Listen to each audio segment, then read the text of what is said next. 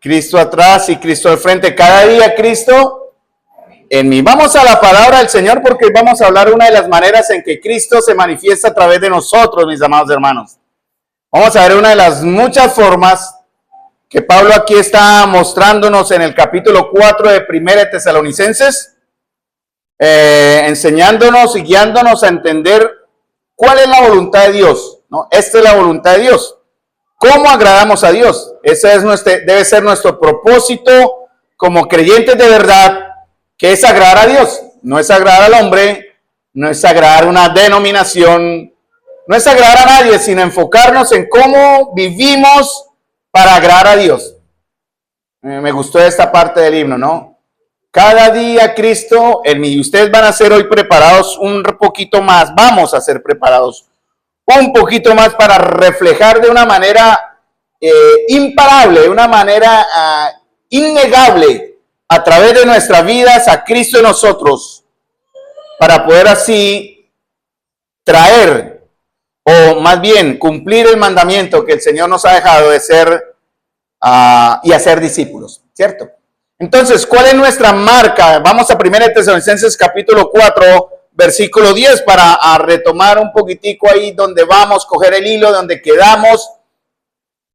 Porque mis amados hermanos, Pablo nos está enseñando la manera en que agradamos al Señor, ¿no? Por medio de nuestra santificación personal, por medio de nuestro amor hacia los hermanos dentro de la iglesia, que vemos en el capítulo 4, versículos 6 al 9. ¿Cómo amamos a nuestros hermanos? Como dice en el verso 6, no agraviándoles ni engañándoles en nada. Y Pablo da unas razones muy serias del por qué tenemos que cuidarnos de no hacerlo, ni con mis hermanos en la comunión, ni con los vasos que son de otros, en este caso aplicando la Reina Valera 60, que cada uno sepa tener a su esposa en santidad o su propio vaso. Ya hemos visto eso, ¿no? Nuestro propio cuerpo debe reflejar santidad y debe reflejar que Cristo está en mí. Entonces, ¿cómo se va a manifestar o cómo nos vamos a diferenciar de las demás personas? De verdaderamente los que tenemos del Señor y de aquellos que no lo tienen, es el amor, ¿verdad? Esa es la marca que nos distingue. Y como dije al principio, se va a ver manifestado en la santificación personal. ¿Qué tan santo es usted cada día? Es una prueba del amor de Dios en usted. ¿Qué tanto muestra su amor hacia sus hermanos? Es una prueba del amor del Señor en usted. ¿Qué tanto amor a nuestros hermanos fuera de la iglesia? Porque eso lo hacían los de Tesalónica, ¿no? En 1 Tesalonicenses 4:10, porque Pablo dice acerca de este amor fraternal que se debe vivir entre nosotros, es norma, hermanos. No es si quiere, no es si podemos, no es si deseamos, sino Dios manda que debemos vivir en ese amor fraternal. ¿Por qué? Porque ya hemos sido enseñados, hermanos. No hay ninguna excusa de ninguno de los que estamos acá, no hay razón, porque como ese amor viene de Dios, no puede ser detenido ni frenado. Dios lo ha puesto aquí en nuestros corazones y nos hace ya aptos para vivirlo, para practicarlo. Bueno, hemos visto muchas maneras de practicar aquí, por ejemplo, con la manera de compartir un sencillito mercado, no es mucho, pero es con gran amor, o mirando las ofrendas que estamos recogiendo por buenas causas para la gloria del Señor. Amor hacia nuestros hermanos aquí, pero también, como dice en el verso 9 y 10, porque habéis aprendido de Dios que os améis unos a otros y también lo hacéis así con todos los hermanos. Estos hermanitos en Tesalónica, tan buenos hermanos, estaban amando mucho entre ellos, pero ese amor desbordó tanto, hermanos, que quisieron compartirlo con otros hermanos fuera de la comunión de la iglesia. Ojalá podamos llegar a ese estatus, a ese nivel de madurez. No era una iglesia perfecta, porque estaban teniendo luchas doctrinales delicadas. Pablo ahorita aclara una. Y más adelante, cuando comencemos para mí, uno de los temas más preciosos, para mí es muy valioso, este tema que vamos a comenzar en el capítulo 4, del verso 13 hasta el capítulo 5, versículo 10. En lo personal, como creyente, Carlos Alberto, cuando conocí al Señor, este tema marcó mi vida. Y Pablo nos va a enseñar cómo creer y cómo mostrar a Cristo en nosotros a través de la correcta interpretación y entendimiento de este texto tan precioso que está a partir del verso 13, que ya lo veremos en próximo domingo. Amor hacia nuestros hermanos fuera de la iglesia, verso 10, ¿no? Abundéis en ello más y más, ¿cierto? Dice Pablo, abunden, ya lo hacen, pero háganlo más, no sé, contentes, verso 10. Y comienza el 11, aquí es donde continuamos con el y, porque va sumando lo que viene atrás, suma el verso 11, y que procuréis tener tranquilidad y ocuparos en vuestros negocios. Aquí es donde Pablo empieza a mostrarnos cómo se completa en cierta manera este proceso que él está mostrando acá en el amor fraternal, ¿no?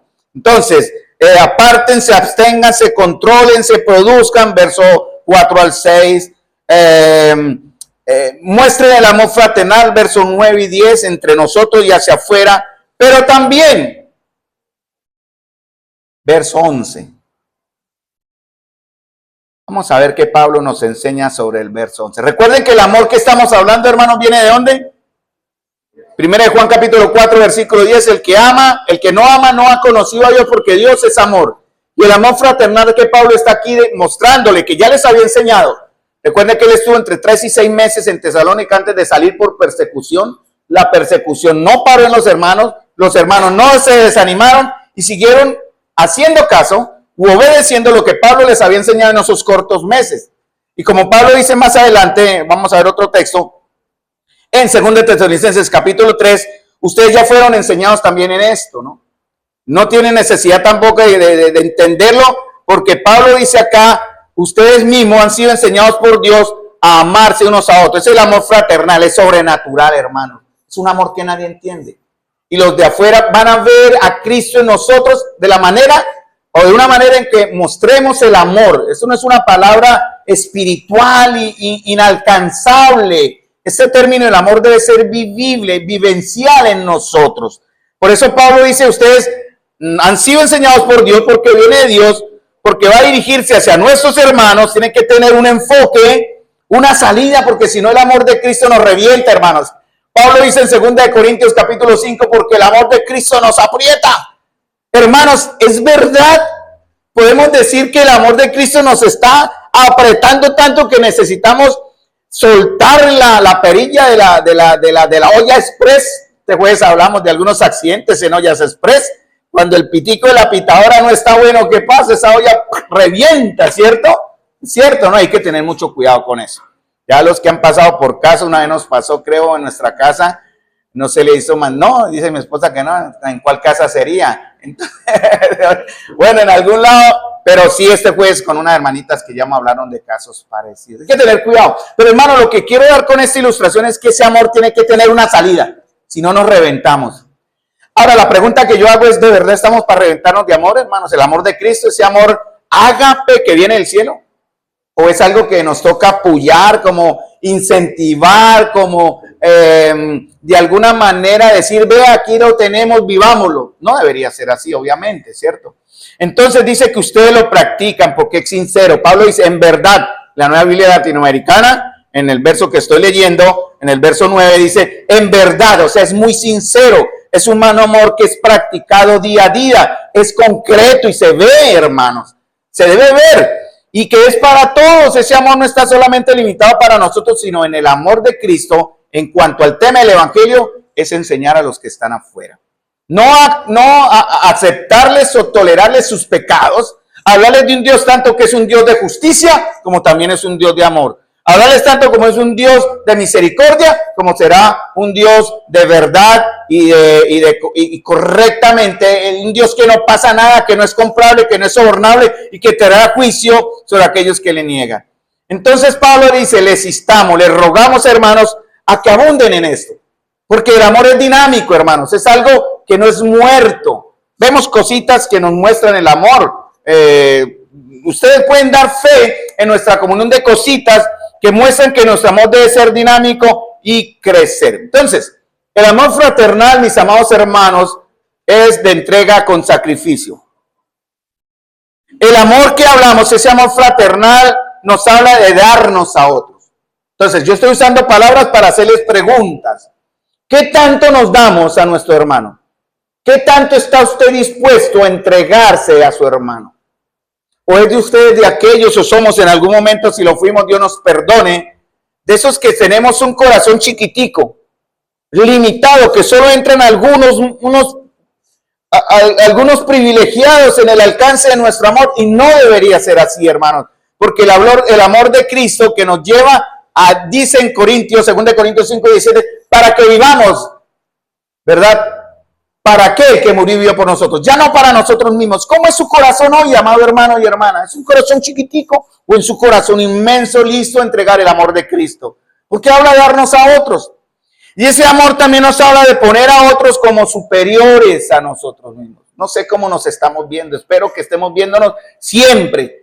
Si hay alguien acá que sufra de baja autoestima, aquí no debe haber baja autoestima, porque si usted mira a su hermano, usted para su hermano, usted es más alto que él, entonces no debe haber baja autoestima. ¿Me entienden el ejemplo?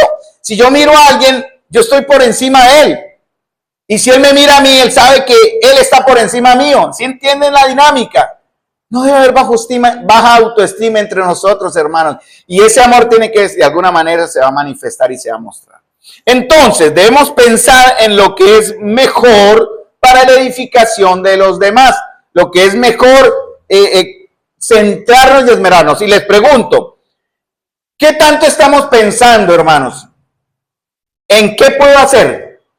¿Y cómo puedo hacerlo para bendecir a otros? ¿Alguna vez usted se ha levantado en el día con ese pensamiento? ¿Qué puedo hacer hoy? ¿Y cómo puedo hacerlo para bendecir a otro? Les dejo esa dinámica, como esa inquietud. Levantémonos cada día, incluso antes de llegar el domingo a domingo, esperamos vernos el jueves también y el sábado, con la victoria, con el testimonio de decir, hoy me levanté y pude hacer y lo pude hacer y busqué la manera de hacerlo, de bendecir a otros. Hermanos, para poder ganar almas, la iglesia no es la iglesia cristiana, por lo menos esta asamblea no es una iglesia de engorde. Quiero decir, bueno, si se suman, perfecto. Amén, la gloria sea para el Señor. Transferencia, vienen hermanos de otras asambleas. Perfecto, aquí serán igual de amados. Pero ¿cuál es la labor de la iglesia, hermanos? Id a todas las naciones y hagan discípulos. Bautícenlos y tráigalos a la iglesia. Entonces, hermano, la iglesia debe crecer no por transferencia ni por engorde, perdonen esa palabra, sino también porque, hermanos, vamos a ser instrumentos de Dios para ser testigos a otros y traerlos a que aquí reciban la edificación que los hará verdaderos creyentes o creyentes maduros en Cristo. Efesios capítulo 4, versículo 11 al 16. Entonces, hermanos, ¿ha dejado usted de buscar su primer lugar en algún momento ahora? Si lo está haciendo, amén. ¿Se ha dejado de estimular la carne o alimentarla de la manera que no agrada al Señor o que no nos edifica? Si lo está haciendo, gloria sea para el Señor. Los hermanos en Tesalónica lo habían aprendido, lo estaban viviendo, era algo que no podían evitarlo, no lo podían explicar. Ese amor llegó y de alguna manera y de muchas formas ese amor se fue manifestando también ante otros. Ahora pasamos a otra expresión de amor, mis amados hermanos, que algunos dirán, pero ¿eso qué tiene que ver? Pero sí, está aquí porque está en el proceso donde vamos a mostrar cómo agradamos a Dios. Vamos al verso 11. El trabajo como la expresión concreta del amor que crece y que muestra confianza en su venida. Lo veremos después del verso 13 también en adelante. Y miren lo que dice Pablo respecto a este amor, porque va sumado, ¿no? Leo, os rogábamos, hermanos, que abundéis en ello más y más. ¿Qué pide Pablo que abundemos? Para hacer la pregunta. ¿En qué pide Pablo que abundemos? En ese amor fraternal, ¿cierto? Y, o sea, va sumado en el paquete, procuréis, eso es lo que Pablo dice, tengan en la Nueva Biblia Latinoamericana, tengan como un esfuerzo, o sea, esfuércense. Esas son las palabras que usa el término en la Biblia. Esfuércense, sean ambiciosos, hermanos. ¿Para qué? Y Pablo da 4 razones que debemos buscar como verdaderos creyentes, que van a mostrar cómo agradar a Dios, o que van a agradar a Dios, pero también nos van a dar la manera, la excusa para mostrar amor fraternal. Y es el aspecto laboral, el aspecto del trabajo. Pero miren lo que Pablo dice, procuren, tengan como ambición una cosa. Primera, una vida en paz. ¿Cómo se ve la vida en paz? Llevar una vida tranquila. Vamos al verso 11, ¿no? Yo estoy en la nueva versión 60. Debo buscarme mi Biblia latinoamericana porque me encanta. Tiene términos que están acá, obviamente, igual al original, pero me parece que son más dicientes, son términos más entendibles en cierta manera, ¿no? Entonces, Pablo dice, procure, no busques, esfuércese, tengan por ambición, dice la Nueva Biblia Latinoamericana, en llevar una vida tranquila, ¿sí? En mostrar paz en nuestra vida. ¿Qué más dice? Y que se ocupen, ¿cierto? Porque también hay que tener no solamente una vida en paz, sino una vida prudente y sabia. Ocúpense, ¿qué dice Pablo? En sus propios asuntos o en vuestros negocios. No estoy leyendo en la 60, pero tengo mis notas en la latinoamericana. Eso puede generar de pronto un delay ahí que no existe. Estoy leyendo en ambos. Entonces, en mis notas dicen, ocúpense en sus propios asuntos o en vuestros negocios. Pablo lo que está diciendo en cierta manera, lo que Pablo está enseñando en cierta manera es que no seamos metidos en cierta forma, ¿no? No se metan donde nadie los llama. Y ya explicaré por qué Pablo dice eso. Es muy importante, porque lo dice por una razón.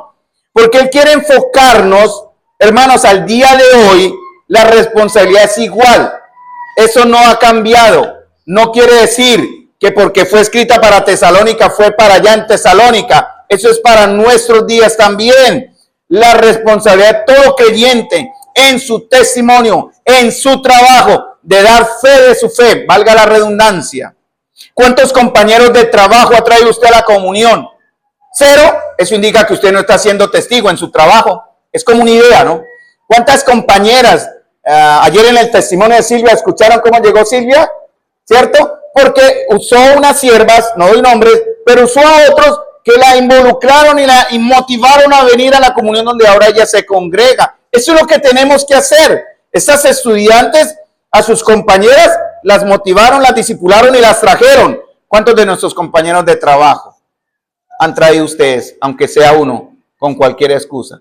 Ahórrese, ligaste el almuerzo al final, venga, no sé cómo, Juan, pero, José, lo invito a mi reunión. Pero hay un problema, resulta que si usted no tiene buen testimonio en el trabajo, ¡ay, desastre! Ni siquiera lo traiga, sería vergonzoso que él lo viera a usted aquí mostrando un aspecto muy diferente al que usted mostraría en su trabajo. Eso es lo que Pablo quiere decir. Ocúpense en sus asuntos, trabajen, sean responsables con sus manos. Es muy importante porque en la iglesia de Tesalónica hubo un problema. Cuando Pablo se fue, se metieron unos malos maestros. Y ese es el problema de no estar centrados en la verdad. La escritura no había sido completa. Entonces habían enseñanzas que Pablo tenía que ir filtrando y corrigiendo constantemente. Y Pablo con esto nos quiere mostrar también el peligro, que en estos temas tan sin importancia pueden traer un peligro para la iglesia.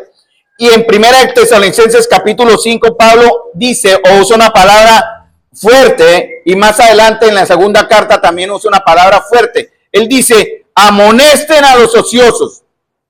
Resulta que en Tesalónica entró la enseñanza de que Cristo, la venida de Cristo dio unas señales para su regreso, ¿cierto? ¿Conocen ustedes las señales que están en la palabra, que Cristo habló en Mateo 24, que muchos de sus discípulos conocían, que lo que antecedería antes de su regreso? Bien, los de Tesalónica fueron engañados. Y algunos mentirosos hermanos, dejamos entre hermanos, entre comillas, o maestros, les estaban diciendo, Cristo ya va a venir, lo cual es una verdad. Pero tienen que cumplirse ciertas condiciones. Si no se cumplen, quiere decir que el tiempo aún no es el correcto. Hay otras señales, Mateo 24, Mateo 25, Tesalonicenses, Apocalipsis, primera y segunda de Pedro hablan de estos puntos específicos donde vamos a discernir los tiempos. Pues la verdad estamos ya en esos tiempos, pero en tiempos de Tesalónica no. Habían dos dudas al respecto a este tema tan importante. ¿Cómo vendría Cristo? ¿Sí? ¿Por quiénes vendría? ¿En qué tiempo vendría? Y la otra duda era el estado de los que morían. Por eso Pablo a partir del verso 13 comienza a hablar de eso. Porque ellos dudaban, ¿y los que murieron en Cristo qué? Si Cristo ya vino. Algunos decían, Cristo ya vino, ¿dónde está? Y esa enseñanza ha llegado hasta nuestros tiempos, es lo que conocemos como esas teologías del amilenialismo. Cristo llegó en el año 70, se cumplió la verdad y estamos, no creen en el milenio, obviamente, no creen en 1000 años de gobierno de Cristo que está en la escritura clarito. No es el tema. Cuando lleguemos al verso 4:13 en adelante, algo hablaremos de esto. Porque, hermanos amados, las malas enseñanzas llevan a las malas prácticas. Pablo lo que dice es, procuren tener tranquilidad, ocúpense en vuestros negocios, ¿verdad? usen sus manos, trabajen con sus manos, se los hemos ordenado, ¿no? Trabajad con vuestra mano de la manera que os hemos mandado, dice el verso 11. Hay que tener una vida, debemos practicar una vida de obediencia y de honradez, hermanos. Y miren lo que Pablo dice, ¿cuál era el propósito de trabajar y de ocuparnos en lo nuestro, sin ser conocidos como hombres imprudentes o mujeres imprudentes que causamos desorden por estar metiéndonos en la vida de los demás? Bueno, mis amados hermanos, entonces Pablo dice, vea, procuren, el tiempo del Señor no ha llegado. Segunda de Tesalonicenses capítulo 2 da señales. Primera de Tesalonicenses capítulo 4, 13 al 5, 10 da señales que aún no se habían cumplido. Pero los hermanos de Tesalónica ya lo creían. Y algunos simplemente, como Cristo ya viene, ¿qué dijeron? No trabajamos. Vamos a predicar a Cristo, no trabajamos. Y se volvieron una carga para la iglesia. Eso es lo que Pablo quiere hacernos aquí, el llamado. Entonces, vamos a ver, porque Pablo quiere enseñar la responsabilidad del trabajo diligente, el trabajo responsable. ¿Cuántos de acá tienen el don de la enseñanza? ¿Cuántos acá tienen el don para ser maestros? ¿Cuántos tienen el don del evangelismo? El ser evangelizadores, ¿quiénes tienen la responsabilidad? Todos nosotros. ¿Quiénes necesitamos el don? No lo necesitamos. ¿Cómo evangelizamos? Con su vida, hermanos. Cuando en su trabajo, en el colegio, en el barrio, lo vean usted como creyente, juiciosamente, ocuparse con paz a pesar de esos tiempos tan peligrosos en los que vivimos, hermanos. Estamos bajo un gobierno impío, sujetos a leyes impías, con la posible amenaza de la persecución a la fe.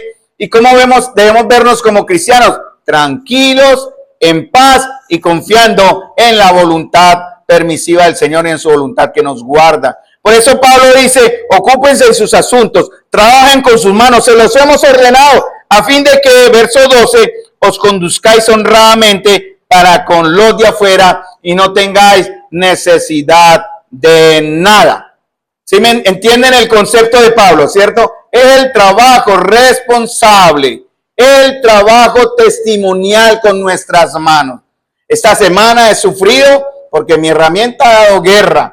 Y yo le oro, Señor, yo quiero trabajar, no quiero hacerle carga a nadie y menos dejar de ser responsable en mis obligaciones hacia mi casa. Todo ese tema está presente ahora delante del Señor. Porque Pablo me enseña que esa debe ser mi tarea aparte, en el caso personal, perdóneme que lo ponga de ejemplo, pero es vivencial en estos últimos días, aparte de mi tarea que Dios me ha puesto a mí, a Carlos, como yo sé que algunos más de ustedes, para el servicio entre ustedes, eso es diferente. Pablo corrige problemas que se estaban manifestando en la iglesia.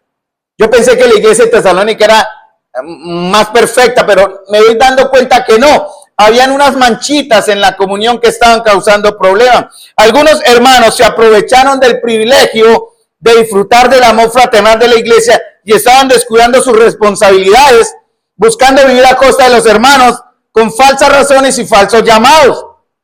Por eso Pablo más adelante del capítulo 5, verso 14 dice, os ruego hermanos, ¿sí? 1 Tesalonicenses 5:14. No dice le ruego a los pastores y al anciano, le dice le ruego hermanos. Toda la iglesia tiene esa tarea. Dice amonesten a los ociosos. Más adelante Pablo usa el término reprender a los desordenados. Porque ven hermanitos, y la iglesia amorosamente los cuidaba. Esta carta a los tesalonicenses fue escrita en el año 40, 45 más o menos. En el año 51 al 55, para la idea, 10 años más adelante, Pablo escribe la carta a los Corintios, ¿no? En Éfeso la escribe en el año 62. Y Pablo en esas cartas que escribe años más adelante, ya el Señor le da los principios sobre el sostenimiento de los que verdaderamente han sido llamados al servicio de la iglesia. No cualquiera, en cierta manera. Pero estos hermanos, como no lo sabían y en ese amor fraternal, estaban cuidando a estos flojos que se disfrazaban de llamados por el Señor. Por eso Pablo les habla duro. Por esta razón Pablo dice, os rogamos hermanos, amonesten, exhorten, pongan en la mente a los ociosos, como dice en la Nueva Biblia Latinoamericana, a los indisciplinados. La palabra ocioso o indisciplinado que está aquí en el capítulo 5, versículo 14, es un término que significa atacos, atactos, ya lo dije correcto. Es romper la formación. ¿Se acuerdan cuando estábamos en primaria, cuando nos sacaban al patio y formábamos? Tomen distancia, ¿cierto? Filas directo, y hay de que se saliera, ¿no? El pasaba el director y mirando que toda la linecita, y si algún desordenado se salía de la fila, ¿qué pasaría? Pues posiblemente un regaño delante de todos. Si estuviera usted prestando el servicio militar y usted desordena la línea, lo ponen a hacer ahí quién sabe cuántas sentadillas o flexiones como castigo, ¿cierto? Porque estos indisciplinados estaban rompiendo el orden y la formación de la iglesia. Eso es un término militar, ¿no? Se volvieron insubordinados. Ese es el término que Pablo quiere decir. Por eso dice, amonéstenlos, pero también alienten a los de poco ánimo, sostengan a los débiles, y sean pacientes. Hay ciertos hermanos, bueno, acá no, en el pasado tuvimos, ya no están. El Señor es bueno, el Señor está filtrando a la iglesia, hermanos. Solo vamos a quedar los buenos, entre comillas, perdón la expresión. Todos son amados y debemos cuidar a aquellos que muestran este estilo de vida. Hay que ayudarles, hermanos. Pero hay ciertos hermanos que manifiestan un espíritu que es insubordinado. Siempre están llevando la contraria y sin ninguna clase de argumento. Usted puede decir negro y ellos dicen blanco y se quedan ahí. Bueno, hay que saberlos llevar. Pero Pablo más adelante da un trato muy específico para esta clase de hermanos. Ya llegaremos allá. Ellos de pronto en su ánimo, en su exaltación, llegan a ser entrometidos. O por ser ociosas, personas ociosas que estaban dejando de hacer lo que les correspondía. ¿Qué es lo que les corresponde a estas personas ociosas? ¿Qué no estaban haciendo? Trabajando. Por eso Pablo en la segunda carta dice que el que no quiera trabajar, no coma. Así es fácil. Paren la ofrenda, paren la ayuda a estos flojos. Si no quiere trabajar, pues que no coma. Tremendo, ¿no? Y la iglesia va a aplicar una disciplina en la segunda carta que ya veremos si llegamos allá. Entonces, habían hermanitos que porque el regreso del Señor ya estaba, porque Él ya había venido, esa era la enseñanza que está llegando a la iglesia. Entonces, no trabajamos, vamos a predicar la palabra, lo cual puede tener una buena intención, pero no necesariamente siempre es lo que Dios quiere. Porque el Señor está enseñando acá en el verso 11 y 12 lo que Él quiere. Hermanos, las malas enseñanzas llevan a las malas prácticas. Hermanos, debemos entender que, valga la palabra, comprender que un entendimiento incorrecto de la doctrina va a tener alcances en nuestro desarrollo como iglesia y obviamente también en nuestra actitud. Por eso mi preocupación es siempre ir a la palabra de Dios. Yo estudio mucho la palabra de Dios, trato de ser mi exégesis tiene que ser la correcta, no perfecta. Mi hermenéutica tiene que estar bien organizada acá. Y mi predicación expositivamente ligada a la verdad de Dios. Porque en ese momento, hermanos amados, quien está hablando es el Señor, no Carlos. Y lo digo sin jactancia, con mucho temor. Por eso tengo que estar seguro de lo que Dios me quiere decir a mí para que yo les transmita a ustedes. Entonces, ¿qué dice el Señor a partir del verso 11 o el verso 10? Abunden, hermanos, en ese amor. Tengan tranquilidad, ocúpense en su negocio, trabajen juiciosamente, ¿verdad? Y sean honrados para con los de afuera. Ese es el consejo de Pablo para estos últimos tiempos. Cuando Pablo dice ocúpense en vuestros negocios, Pablo dice literalmente, según el término griego, deducen los comentaristas de la palabra tactos, es afánense en vivir sin afán. Esa es nuestra característica. ¿Ustedes qué piensan? ¿Somos creyentes que nos afanamos en vivir sin afán? ¿O somos cristianos que nos afanamos viviendo con afán constantemente? Hermano, porque nuestra vida demuestra una firme confianza en un Dios soberano que nos ha salvado, hermanos. La completa tranquilidad que Él tiene, todo en su mano y en su control. Yo he luchado esta semana con eso. Yo he dicho, Señor, yo he enseñado eso y me está llevando a vivirlo nuevamente. Y créanme que pensé que yo estaba fuerte en ese tema. Y el Señor me está enseñando que no. Yo pensé, yo le he enseñado, porque en el pasado lo viví. Pero esta vez no sé qué ha sucedido, tal vez descuidé, seguramente fue así. El renovar ese aspecto de entender que tengo un Dios grande, soberano, que me ha salvado. Hermanos, me ha salvado a pesar que estamos en un mundo caído, en una sociedad corrupta, bajo un gobierno de impíos, donde la iglesia corre peligro, hermanos, y que pronto, si es la voluntad de Él mismo, la iglesia será también perseguida y por eso estamos preparándonos. Hermanos, un creyente que vive como está en el verso 11 y 12, como Pablo aconseja, es un creyente que no se deja llevar por las presiones externas para caer en la ansiedad, hermanos. Yo no creo, respeto mucho ese aspecto del psiquiatra y del psicólogo, y bueno, no creyente, para creyentes. Yo nunca he creído eso, se lo confieso con todo respeto para los que en algún momento han ido, no los estoy juzgando, es mi opinión personal. Digo que el mejor psicólogo está acá, hermanos, y se llama el Espíritu Santo. Yo solo tengo que entender Dios qué quiere para mí y basta toda ansiedad. Entonces, hermanos, yo creo que eso es lo que el Señor me estaba mostrando en estas semanas con los problemas que hemos tenido laboralmente con el carro ahora. Entonces, Pablo dice, tengan por ambición tener una vida tranquila, una fe que no se quiebre. Ocúpense, ¿no? Mostrar una vida prudente y sabia. Ocúpense en sus asuntos. Básicamente lo dice, no se meta en lo que no le importa. Y tal vez es lo que él quiere decir, porque esos hermanos que estaban aquí supuestamente llamados allá en Tesalónica, yo sé, aquí no los hemos visto aún, obviamente. Y vamos a enseñar para que eso no pase, pero en Tesalónica eran hermanos que dejaron de trabajar y sí estaban tal vez predicando la palabra, pero estaban haciendo algo muy delicado. Se estaban entrometiéndose en la vida de los demás de una manera incorrecta, ¿no? Incorrecta. Y vamos a ver esto porque Pablo nos lleva a segunda de Tesalonicenses. Porque el trabajo, vayan buscando Tesalonicenses 2, capítulo 3. El trabajo diligente es parte del testimonio cristiano, hermano. Un estilo de vida perezoso y dependiente va a dañar a la iglesia. ¿Cómo nos ven las personas a nosotros? Diligentes, trabajadores, honrados, esforzándonos siempre o simplemente recostados, ¿no? Cristianos progresistas de hoy, ¿no? Que quieren que todo se les dé. El progresista político que el gobierno les dé, el progresista cristiano que la iglesia le dé. Y hay que tener mucho cuidado, hermano, porque la iglesia, en la vida de la iglesia se muestran tres clases de personas. Eso está en 1 Timoteo, bueno, aquí en Tesalonicenses, está en 1 Timoteo capítulo 5 y está en 2 Pedro capítulo 2, que son los ociosos y perezosos. En la iglesia se ven esa clase, hermanos, que hay que reprender. Están los buenos obreros, que deben ser tenidos por dignos de doble honor. Y están los malos maestros, que debemos conocer y no seguirlos. Eso está en 2 Pedro y se introducen en la iglesia. Bueno, aquí estamos cuidando que eso no suceda. Que haya buenos obreros, que sean tenidos por dignos de doble honor, que no haya malos maestros, pero tampoco que haya ociosos y perezosos para reprenderlos. Vamos a segunda de Tesalonicenses capítulo 3, porque es el texto que completa la enseñanza. Listo, hermanos, capítulo 3, versículo 6 al versículo 15, hasta donde alcancemos, hermanos. Amén. ¿Me están siguiendo? ¿Tienen en sus Biblias el texto? Atentos a las preguntas, porque Pablo comienza con algo. ¿Cuál es el verbo con el cual Pablo comienza el texto 6 del capítulo 3?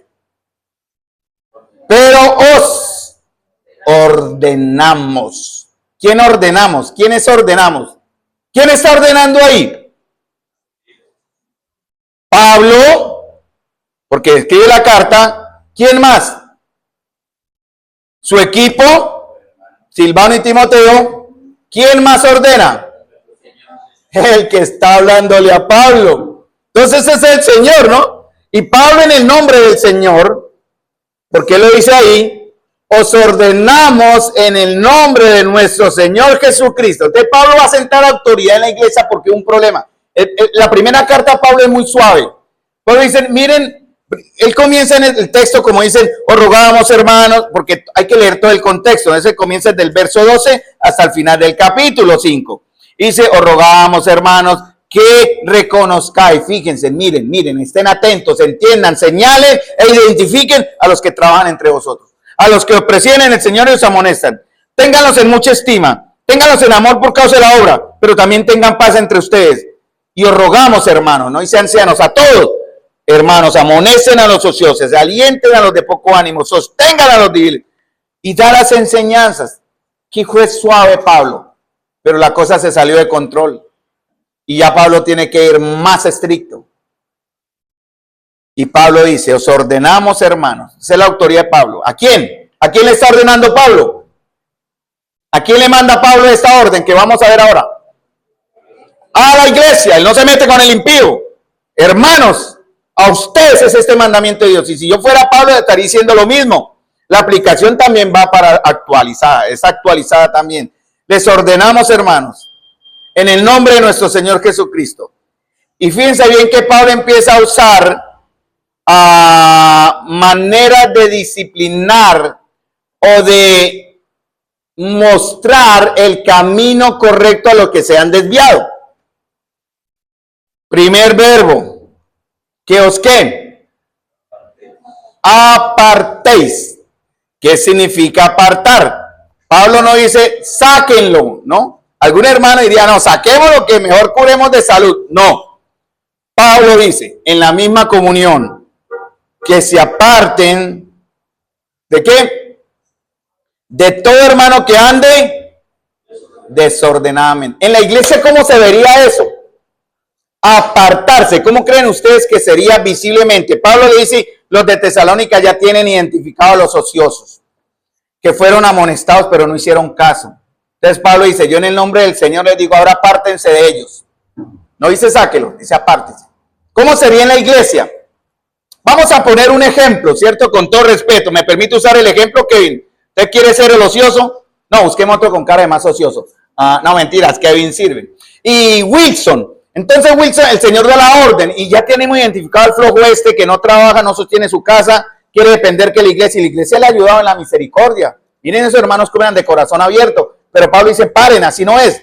Entonces Wilson, Pablo le da la orden y usted qué haría con Kevin el ocioso. ¿Cómo se apartaría usted en la iglesia? Dejándolo solo, ¿cierto? Él se sienta allá y usted se sienta allá. Imagínense la imagen, solo que hubiera un solo ocioso, Kevin. ¿Cómo estaría Kevin ahora en la iglesia? Solo, en la esquina o donde quiera. Allá de pronto y los hermanos dejemos de así ya por medio. ¿Cómo se sentiría él, hermano? Horrible, ¿no? ¿Cómo se sentirá él aquí y el hueco de ahí y los hermanos? Hola Kevin, Dios le bendiga, la paz de Cristo, mi hermano. Pero esa es una manera. Y Pablo dice eso. Apártense de todo hermano que anda desordenadamente y no según las enseñanzas que recibisteis de nosotros. Porque aquí comienza una disciplina que es solo para hermanos. Entonces, imaginen la imagen, hermanos. Esa es una imagen en amor, no en legalismo. Entiendan esto. Imaginen a Kevin solo, como si estuviera en pandemia. Pasó, ¿no? Algunos tosía, todo el mundo abría el campo, ¿no? Eso, ya es todo el mundo, ¿no? Ya así fuera, hermano. Yo vi hermanos que no se saludaban. Eso fue triste. En pandemia, ¿no? Que para evitar el contagio. Ay, a mí me cago. Bueno, yo igual respeto, pero lo doy de ejemplo. Eso ya pasó, ya quedó en el pasado. Pero imaginen cómo se sentirá aquel que está siendo afectado por esa acción de los hermanos. Piensen en eso, ¿no? Piensen en eso. Entonces Pablo dice, entonces apártense de todo hermano que ande en desorden, que es la misma palabra tactos que está en primera de Tesalonicenses 4, 11 y 12, ¿no? Dice con descuido, en 5:14, el ocioso, ¿no? Desordenado, es la misma palabra que está en segunda. Con descuido, un soldado que no guarda la formación. Pero fíjense en base a qué lo hacen. Ojo con el legalismo. Porque Pablo aquí lo que dice es que no lo hagan porque ustedes son celosos. No lo hagan porque ustedes son extremos. Pablo dice, háganlo, porque se les va a hacer, aclaro la palabra, no según leo en el Reina Valera, la enseñanza que recibisteis de nosotros. O sea, la iglesia iba a actuar en base a ¿qué? A lo que fueron enseñados. Si la palabra de Dios nos está mostrando aquí una norma de conducta, debemos obedecerla. Hermanos, si la Biblia aquí nos está diciendo una norma de conducta, debemos obedecerla. Claro, y aquí está claro, no es capricho. Entonces, si aplicáramos eso, aquí no existe ese caso aún, pero si existiera, tendríamos que aplicarlo. ¿Algún ocioso? ¿Quién se quiere empezar? Yo creo que nadie, ¿no? ¿Quién se identifica como ocioso? Para aplicarle este aspecto disciplinario en amor. Ya vamos a ver por qué. Porque la pereza lleva a la ociosidad, hermanos. Como estaban creyendo mala enseñanza del regreso de Cristo, no se estaban cumpliendo las señales que él mismo dijo, están en Mateo 24, Pablo lo enseña aquí en Tesalonicenses en la carta, bueno, eso llegó más adelante, en Corintios está, en Efesios está, Bueno, Apocalipsis fue mucho más allá, pero en la totalidad de la escritura, hermanos, ya tenemos los conceptos y las señales que deben cumplirse antes del regreso del Señor. Ya la estamos viendo, pero en ese entonces no. Entonces, hermanos, pensaron que era muy espiritual abandonar los trabajos para dedicarse a proclamar que Cristo vendría para proclamar juicio. Cuando decidieron no trabajar, ¿quién fue primeramente afectada? Cuando decidieron no trabajar, ¿quién fue primeramente afectada? La familia primero. La familia. Y como efecto, la iglesia. La iglesia la forman buenas familias o malas familias. Una familia disfuncional crea una iglesia disfuncional. Un varón que no provee para su familia, va a reflejarse eso también en qué aspecto de la iglesia. ¿En dónde se vería? Por ejemplo, doy el ejemplo. ¿En dónde se vería? O en dónde no se vería, ¿cierto? Si usted no es proveedor en su hogar, poco va a ser proveedor para las necesidades de los hermanos. ¿Sí entienden el ejemplo? Si usted no es cuidador en su casa, poco va a cuidar. Porque, hermanos, una de las razones por las cuales nosotros trabajamos, y eso ya les muestro el texto, tiene que ver con el principio de que trabajamos también para bendecir a otros. Trabajamos para ser de bendición a otros, no para sostener zánganos, pero sí para suplir necesidades. Ya vamos a ver los conceptos que están claramente en la Biblia. Entonces, hermanos, esos miembros de iglesia estaban cargando a sus hermanos que muy responsablemente les ayudaban económicamente para que, según ellos, habían decidido no trabajar, entre comillas, para dedicarse a predicar esa venida de Cristo. Quiero aclarar algo. Hermanos, el servicio, no sé si estoy hablando muy rápido, me siguen el tiro, ¿no? Porque el tiempo me persigue, pero no voy a hacer caso al tiempo, voy a ir más relajado. El servicio de los obreros y ancianos de tiempo completo es representativo.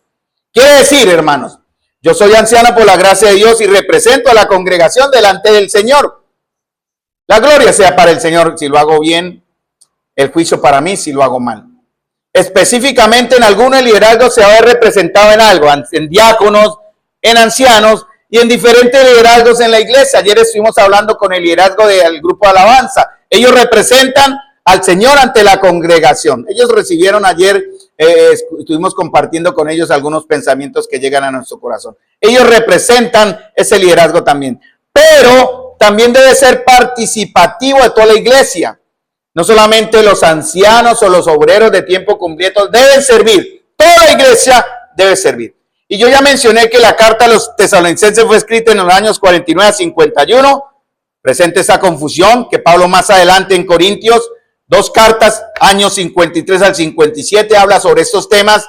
Y de nuevo las recuerden las cartas de Timoteo, creo que no las mencioné, años 61 al 65, a la iglesia de Éfeso, que tiene que ver con quienes en verdad en la iglesia deben ser cuidados económicamente. Ya vamos algún día a hablar de ese tema que no se ha hablado en la profundidad que se debe. Hermanos, ¿el trabajo es un castigo? No. El trabajo dejó de ser una consecuencia del pecado, estaba antes del pecado. ¿Se acuerdan Génesis? El mandato del Señor que le dijo a Adán, ¿no? Llene la tierra, trabájela, sojúzguela. E incluso antes de Génesis, esto es un trabajo muy interesante. Él le puso el nombre a los animales. Los animales los conocemos por los nombres de Adán. Adán se los puso. Interesante, ¿no? Bueno, y el punto es que él tuvo ese trabajo, para no desviarnos del tema, hermano. Dios creó al hombre en el huerto del Edén para que lo labrase. Era su responsabilidad. O sea, el trabajo no debe ser desagradable. O no debe ser un motivo para huir del trabajo. ¿Ya? Eso es parte del diseño original del Señor.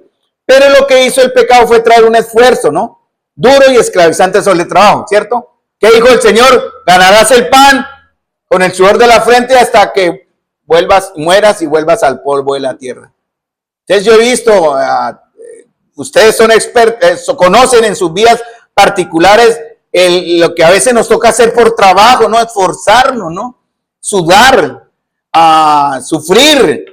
No solamente, por ejemplo, los que tenemos vehículo con Jonathan o los que tenemos vehículo que usamos en nuestro trabajo, la angustia cuando hay un daño mecánico y no hay fondos, pero los que trabajan con otros aspectos también, eso genera una carga. En el caso, por ejemplo, que veo allá a Tatianita y a Sebastián en su trabajo, de mantener la responsabilidad del trabajo con su mensajería, que tenga respeto y honra y no mala fama, con personas que trabajen honradamente. Eso son cargas que vienen y nos llevan a trabajar de una manera, como dice en el verso 8, según de Tesalonicenses, trabajando con afán y fatiga día y noche para no ser gravosos a ninguno de vosotros. Entonces, el trabajo no es un castigo, hermanos. La ociosidad trae desorden. Por eso Pablo en esta carta disciplina, ¿cierto? ¿Y qué estaban haciendo ellos? Verso 7, porque vosotros mismos sabéis de qué manera debéis imitarnos. ¿Qué significa eso? Pablo dio ejemplo. ¿Pablo tenía el derecho a ser sostenido por la iglesia? Sí. ¿Dónde está eso? ¿Quién se lo inventó? Está en la palabra. Timoteo capítulo 1, versículo 5. Segunda y primera de segunda de Corintios. Pablo dice, yo tengo derecho. Creo que aquí lo dice, ¿no? En el verso 9. No porque no tuviésemos derecho, sino para darnos nosotros mismos un ejemplo para que nos imitasen. Pablo era sostenido por la iglesia. Pero él decía, aparte de lo que la iglesia me da para la obra del Señor, porque la palabra de Dios dice que el que predique el evangelio, que vive el evangelio, pero de la manera correcta. No como muchos, segunda de Pedro capítulo 3 lo menciona, ¿no? Que se aprovechan, que acogen a las ovejas y las exprimen. Usted conoce casos que vemos en otras asambleas. Pero Pablo decía, yo no quiero hacer carga, estas manos me han servido. Eso lo dicen en Hechos capítulo 28. Entonces la sociedad trae desorden. Los que no son llamados al servicio del Señor para trabajar de tiempo más completo, terminan entrometiéndose en lo ajeno. Voy a leer el texto, y voy a leerlo aquí en la Nueva Biblia Latinoamericana, que es donde tengo mis notas, como dije, pero ustedes me van a seguir en el Reina Valera. Amén. Dice, porque vosotros mismos sabéis, estoy leyendo el verso 7, retomando, porque vosotros mismos sabéis de qué manera debéis imitarnos. Pues nosotros no anduvimos desordenadamente entre vosotros, verso 7. Ni nosotros comimos de balde o gratuitamente el pan de nadie, sino que trabajamos con afán y fatiga día y noche. Verso 8, ¿cierto? Afán y fatiga, trabajo duro, esfuerzo grande, día y noche, para no ser gravosos a ninguno de ustedes. Y Pablo dice una verdad, no porque no tuviésemos derecho, lo tenemos, pero sino que queremos darnos a vosotros mismos, ¿qué? Un ejemplo para que vosotros nos imitéis. Verso 8 y 9 en el Reina Valera y en la Nueva Biblia Latinoamericana. Pero sucedió algo, los hermanos no hicieron caso. Y por eso Pablo a partir del verso 10 y 11 comienza una disciplina. El problema de la ociosidad desordenada, hermanos. El amor que se manifiesta en la disciplina correcta, disciplina correctiva, porque hay disciplina que debe ser correctiva y hay disciplina que debe ser, la palabra correcta sería no exclusivista, de sacar, correctiva para que mejoren en el caminar día a día, o de excluir, no quería usar excluyente, de exclusión, esa es la idea. Entonces, Pablo en el verso 10 y 11, vamos al verso 10 y 11, porque Pablo dice, ya les dimos ejemplo, queremos que nos imiten, tenemos derechos, no los reclamamos, porque queremos ser ejemplo. Pero Pablo dice, porque también cuando estábamos con vosotros os ordenamos esto. Y Pablo quiere decir, esa enseñanza ya fue presentada a la iglesia, ¿no? Ellos no fueron sorprendidos por la enseñanza. Pablo dice, si alguno no quiere trabajar, no coma. Porque oímos que algunos de entre vosotros andan, vuelve a mencionar, ya va la tercera vez que le menciona, una en el verso 6, una en el verso 7 y ahora en el verso 11, de hermanos que andan desordenadamente, no trabajando en nada, sino siendo metiches, entrometiéndose en lo ajeno. Entonces Pablo, en el verso 6, comienza a hablar de una excomunión, que no es formal aún, sino una separación social para generar vergüenza que lleve a ¿qué? El mismo ejemplo, aislamos a Kevin el ocioso, ¿cierto? Él está ahí en el huequito. ¿Usted quiere verse como el ocioso casado o el ocioso soltero? Entonces el ocioso casado, que la esposa misma le aplicó la norma. Entonces la esposa lo dejó abandonado, porque eso aplica también para la esposa. Imagínense, él casado y la gente, uy, este ocioso ni a la esposa le da. Entonces Pablo comienza, ¿no? ¿Cuál es la idea de hacer eso con Kevin? ¿Para qué? Humillémoslo, ¿no? Al caído caerle, ¿no? Pisémoslo. No, ¿para qué es? Primero, antes que restaurarlo, para que se arrepienta, Después de arrepentido, se restaura. Y después de restaurado, el ejemplo que ve Elizabeth, para que no se vuelva a repetir, hermano, para que los demás aprendan. Imagínense que hiciéramos eso con Kevin el ocioso. ¿Quién más lo volvería a hacer? Nadie, hermano. Ahí sí nadie, allá sí son serios. Dos Kevin el ocioso ya no hay, uno. Y la gloria es para el Señor porque lo que queremos es restaurar a ese hermano. Ya le perdona a su esposa, hermano. Y bueno, empiece de nuevo. Esa es la idea. Porque esto, la corrección es un acto de amor. Pablo dice más adelante, ¿verdad? No lo traten en el verso 10 y 11, en el verso, perdóneme, 10 y 11, ¿cierto? Si alguno quiere trabajar, no coma, verso 12. No, es el verso 15, perdón. No lo tengáis por enemigo, sino amonestadle como hermano. Él resume todo lo que está diciendo. No es para sacarlo de la iglesia. Si él se va es porque quiere y porque no va a querer cambiar. Y dice, no, me voy. Bueno, chao, bien ido, hijo. Cuando vuelva restaurado. Pero la idea es restaurarlo aquí, hermanos, porque afuera no se restaura, olvídense. Entonces Pablo dice, la corrección como un acto de amor. La ociosidad es falta de amor y testimonio. La responsabilidad personal, Pablo dice, ya les enseñé. Esa es la tarea. Pablo dice, yo ya, en cierta manera, ya les di la enseñanza. Les ordenamos. Si alguno no quiere trabajar, no coma, porque quiere evitar la ociosidad. Y Pablo dice, algunos entre vosotros, no todos, gracias a Dios, andan en desorden. Ese desorden que va a reflejar en el hermano. Nosotros qué debemos mostrar, hermanos, como hijos de Dios. Sed imitadores de Dios como hijos amados. Un hermano que anda en desorden y en ociosidad está mostrando a Dios. Obviamente no. Mal testimonio interno y por fuera. Entonces el orden refleja el carácter de Dios desordenadamente. No trabajando en nada. Porque la ociosidad, hermano, es desorden espiritual. La ociosidad daña el testimonio. Por eso esos hermanos están entrometiéndose en lo ajeno. Verso 11. No trabajaban en nada. Miren, y esos hermanos en Tesalónica eran tan ingenuos, tan amorosos, que aún así le pasaban ayuda al flojo y el flojo se relajó y ya como me están dando, pues no trabajo. No, por eso Pablo escribe la carta corrigiendo. Un entrometido, amados, es como un turista que se la pasa de casa en casa. En 1 Timoteo 5:13, Pablo también habla de otra clase de ociosas. ¿Han leído la historia? Aquí en Tesalonicenses habla de los ociosos varones, porque usa el término ociosos, masculino. Pero en 1 Timoteo habla de las mujeres jóvenes viudas que han aprendido a ser ociosas. Pues es posible que haya hermanas ociosas. Claro, Pablo lo menciona. ¿Quiénes son? Jóvenes viudas. Vamos a hablar hacia un futuro, a la eternidad, porque yo sé que no va a pasar en la voluntad de Dios.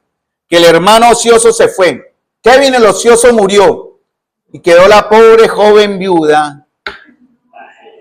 Es un ejemplo, oren para que nunca pase. Dios guarde tantos peligros. O pongamos otro ejemplo, ya me siento culpable. La joven viuda dice, yo me voy a dedicar al Señor. Y en esa excusa, entre comillas, de quererse dedicar al Señor no cumple. Y empieza a hacer como dice en Timoteo 5:13, anda de casa en casa, se vuelve chismosa, tiene deseos en la carne, en lugar de servir al Señor en su soltería, se vuelve ociosa, sin metas, se vuelve chismosa y entremetida, hablando lo que no debía. Solo es un ejemplo, ¿no? Pero fíjense que ese peligro también está latente para las jóvenes viudas vírgenes. Si usted se queda viuda, o si es virgen, no viuda, soltera, es para servir al Señor, ¿cierto? Porque eso es lo que Pablo advierte en el capítulo 5, después lo estudiaremos.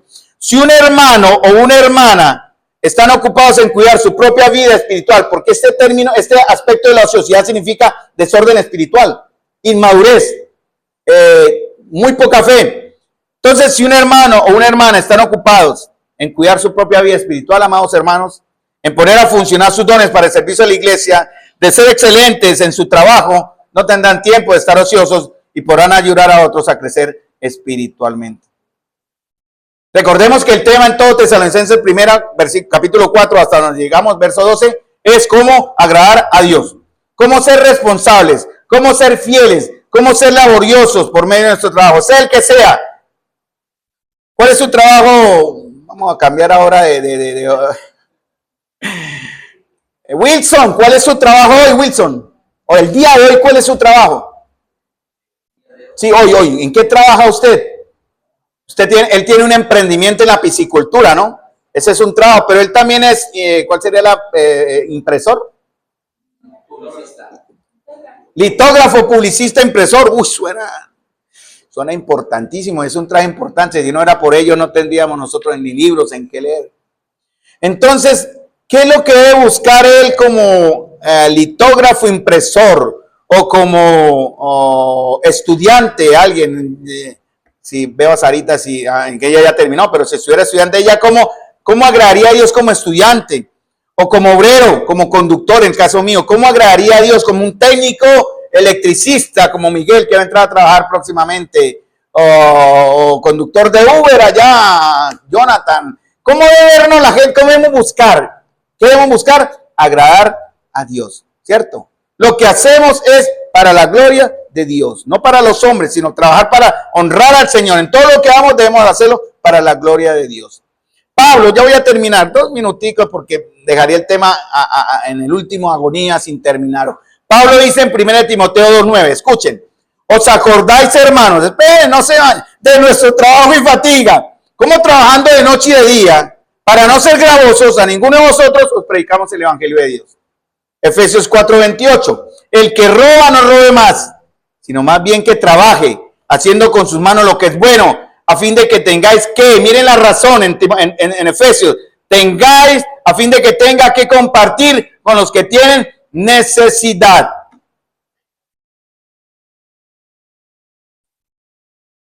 Y Pablo aquí ya dice, entonces, termino, vosotros hermanos no nos canséis, verso 13 al 15, ya. Hermanos, no se cansen de hacer el bien. ¿Cuál sería el bien que Pablo dice? Porque él dice, no se cansen de hacer el bien. Verso 12, miren atrás. A los cuales mandamos y exhortamos por nuestro Señor Jesucristo, que trabajando sosegadamente coman su propio pan. Y vosotros, hermanos, no nos canséis de hacer el bien. ¿Cuál es lo que Pablo dice? No se cansen de seguir haciendo lo bueno. De trabajar. Y lo que dijo en la primera carta, amonesten a los ociosos, sostengan a los débiles, animen a los desanimados. Eso es lo que Pablo dice. No nos cansemos de hacer el bien porque a su tiempo segaremos si no desmayamos. Hay que perseverar, hermanos. Pero Pablo dice, si alguno no obedece, verso 14, si alguno no obedece a lo que decimos por medio de esa carta, ahora miren otro aspecto de la disciplina correctiva. Uno fue apártense de él, ¿cierto? Sí, lo que vimos en el verso 6. Ahora, ¿qué dicen también? En el verso 14. ¿Qué dicen? Otro aspecto de la disciplina correctiva para restauración. ¿Me están siguiendo en el texto? Yo sé que sí. ¿Cuál es el verbo que está ahí en el verso 3? En el verso 14. No, si alguno no obedece, ¿qué dice la iglesia? Señálenlo. Uy, hermanos, ¿imaginan ustedes la pena? Con amor. Kevin el ocioso. Es un ejemplo, ¿no? No vaya a ser lo vivencial, Kevin, por Dios. Kevin el ocioso. ¿Cómo se siente? Este es un señalamiento para identificar, pero es por el amor. Kevin el ocioso. Y dice a ese señálelo y no se junten con él. ¿Para qué? Para que se avergüence. No para que se vaya, Kevin, no te vayas. Y si te vas, bueno. Pero no te vayas, esa no es la idea, Kevin, es para que cambie. No te vayas, Kevin. Kevin, se fue Kevin. Pero no es así. Y miren lo que dice el apóstol. Vamos a terminar ahí. Y el próximo domingo vamos a retomar este último puntico antes de llegar al punto más maravilloso para mí, de 4:3 en adelante. No lo tengáis por enemigo, sino amonestarle como hermano. Hay reglas correctivas, ¿no? 1, señálelo. 2, no se junten con él. 3, busquen que se avergüence. La disciplina es limitada, amonéstenle, ¿no? Llámenle la atención. No lo tengan por enemigo, visítenlo, aún así animándolo. Hermanos, termino con este ejemplo. Una vez un predicador le preguntó a una hermana, ¿a qué te dedicas? Abro comillas porque esto es parte del estudio que hice y lo que consulté. Una vez un predicador le preguntó a una hermana, ¿a qué te dedicas? Ella le responde, escuchen, soy una discípula de Cristo disfrazada de ama de casa. Hermanos, podemos ser discípulos de Cristo disfrazados de técnicos en litografía. Podemos ser discípulos de Cristo disfrazados de técnicos en electricidad, conductores, obreros en la construcción, amas de casa. Podemos ser discípulos de Cristo disfrazándonos de estudiantes, porque así es como nuestra fe se extiende, hermanos. En pandemia usábamos protectores para no contagiarnos. Como dije, muchos evitaron saludar a otros para no contagiarse. Ahora el Señor nos ordena que nos contagiemos, hermanos, del amor fraternal, del amor unos a otros, pero también para poder traer a otros. Así nuestra fe se extiende fuera de estas paredes, hermanos. Vamos a buscar tener ojos por las necesidades de los demás. Los vamos a amar concretamente si vamos a tener esa clase de ojos. Proverbios 22:9. El ojo misericordioso será bendito, porque dio de su pan al indigente. Y una tarea para esta semana. Comencemos por los ojos, hermanos. Porque teniendo ojos misericordiosos, nuestro corazón se llenará de misericordia. Miremos a nuestros hermanos alrededor, porque todo comienza primero acá. Busquemos con nuestros ojos tener misericordia entre nosotros, para servirles, para cuidarlos, para suplirles, hermanos, para animarlos, para consolarlos y así impactar a los de afuera, que desearán tener y vivir el mismo amor que nosotros acá estaremos demostrando y en el cual abundaremos más y más. Porque después de eso, Pablo nos va a recordar nuestra esperanza, una esperanza que los malos hermanos estaban robando en la vida de los hermanos en Tesalónica, hermanos. Por eso Pablo hace todo este resumen, porque a partir del verso 13, Pablo dice, también quiero que no ignoréis, porque eso es parte, ¿no?, de lo que Pablo quiere terminar de enseñar. Pablo dice, no queremos, hermanos, que ignoréis acerca de los que duermen y no se entristezcan como los otros que no tienen esperanza.